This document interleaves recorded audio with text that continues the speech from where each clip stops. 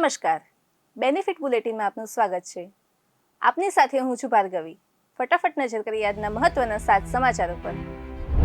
ઉત્તર ગુજરાતમાં અનુભવાયો ભૂકંપનો આંચકો. સવારે 8:10 2.9ની તીવ્રતાનો ભૂકંપનો આંચકો અનુભવાયો.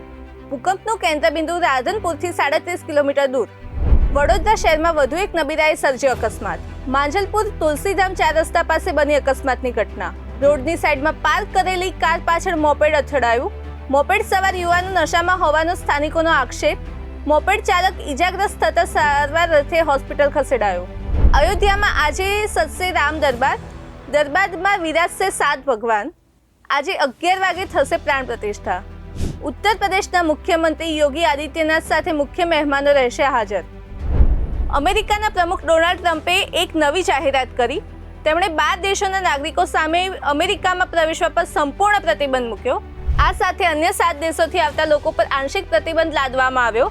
ટ્રમ્પે અમેરિકાની રાષ્ટ્રીય સુરક્ષા અંગે ચિંતા વ્યક્ત કરતા પગલું ભર્યું. હવામાન વિભાગે આગામી 7 દિવસ માટે વરસાદની આગાહી કરી છે. આજે બનાસકાંઠા, મહેસાણા, સાબરકાંઠા, પાટણ, ગાંધીનગર, અમદાવાદ, અરવલ્લી, મહીસાગર, ખેડા સહિત 21 જિલ્લામાં વરસાદની શક્યતા છે. 11 જૂનથી દક્ષિણ ગુજરાતમાં ચોમાસું કરી શકે છે એન્ટ્રી. ગઈકાલે રાજ્યમાં કોરોનાના નવા 119 કેસ નોંધાતા એક્ટિવ કેસની સંખ્યા 508 પર પહોંચી છે. હાલ 18 દર્દીઓ સારવાર હેઠળ છે, જ્યારે 490 દર્દીઓ હોમ આઇસોલેશનમાં છે. અમદાવાદમાં વધુ એક યુવતીનું કોરોનાથી મોત થયું.